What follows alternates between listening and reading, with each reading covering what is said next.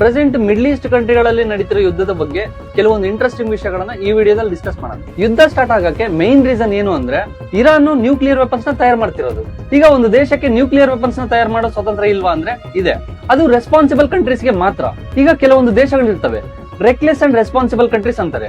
Suppose China is A responsible country. ಈಗ China ಕೂಡ nuclear weapons ನ ಹೊಂದಿರುವ ಒಂದು ದೇಶ.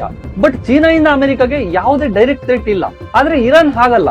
ಹಮ್ಮಸ್, ಉಸ್ಬುಲ್ಲಾ, ಹುಟೀಸ್ ಅನ್ನೋ ಈ ಟೆರರಿಸ್ಟ್ ಆರ್ಗನೈಸೇಷನ್ಸ್ ಗೆ ವೆಪನ್ಸ್ ಅಂಡ್ ಫಂಡಿಂಗ್ ಕೊಟ್ಬಿಟ್ಟು US ಮಿಲಿಟರಿ ಮೇಲೆ ಸೀಕ್ರೆಟ್ ಅಟ್ಯಾಕ್ಸ್ ನ ಯಾವಾಗಿಂದನೋ ಪ್ಲಾನ್ ಮಾಡ್ತಿದೆ. ಈಗ ಇರಾನ್ ಏನಾದ್ರೂ ನ್ಯೂಕ್ಲಿಯರ್ ವೆಪನ್ಸ್ ನ ತಯಾರು ಮಾಡ್ಕೊಂಡ್ರೆ ಫ್ಯೂಚರ್ ಅಲ್ಲಿ ಇವ್ರು ಯಾರ ಮಾತು ಕೇಳಲ್ಲ ಅಂತ ಈಗ ಯುದ್ಧನ ಸ್ಟಾರ್ಟ್ ಮಾಡಿದ್ರು. ಯುರೇನಿಯಂ ನ 90% ಎಕ್ಸ್ಟ್ರಾಕ್ಟ್ ಮಾಡಿ ಎನ್ರಿಚ್ ಮಾಡಿದ್ರೆ ಇದರಿಂದ ನ್ಯೂಕ್ಲಿಯರ್ ವೆಪನ್ಸ್ ನ ತಯಾರು ಮಾಡಬಹುದು.